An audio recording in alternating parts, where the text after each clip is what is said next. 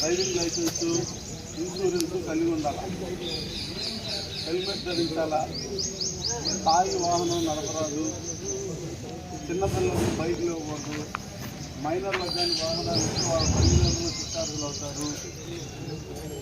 అర్థమైందా? తర్వాత ఎవరు కూడా గంజాయి లాంటి నిషేధిత పదార్థాలు వాడకూడదు. ఎవరన్నా అలాంటివి వాడితే మాకు సమాచారం అందించాలి.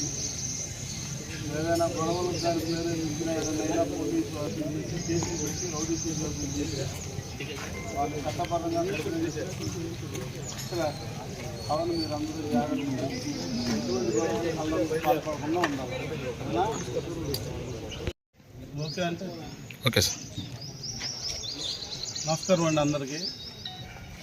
ఈరోజు మాచవరం మండలం మోర్జంపాడు గ్రామంలో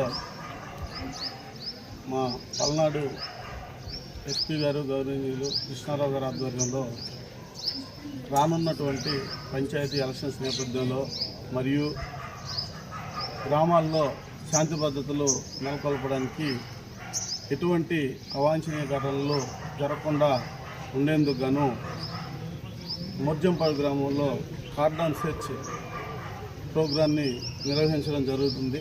దీనికి 2 సిఐలు, 5 ఎస్ఐలు, 30 మంది స్టాఫ్ ఈ కార్యక్రమంలో పాల్గొనడం జరిగి గ్రామంలో ఉన్నటువంటి ప్రతి ఒక్క ఇంటిని సోదా చేసి ఏమైనా కత్తులు, గొడ్డలు, పారలు, బాంబులు కానీ, మాదక ద్రవ్యాలు కానీ, గంజాయి లాంటి నిషేధిత పదార్థాలు కానీ ఏమన్నా ఉన్నాయేమో చెక్ చేయడం జరిగింది.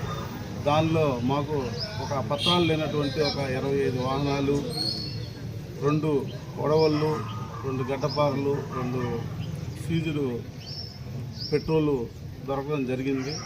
కావున దీని ద్వారా మేము తెలియపరిచేది ఏంటంటే, ఎవరైనా గ్రామాల్లో అల్లర్లకు కానీ అవాంఛనీయ ఘటనలు చేసేదానికి కానీ ప్రేరేపించిన, పాల్పడిన వారిపైన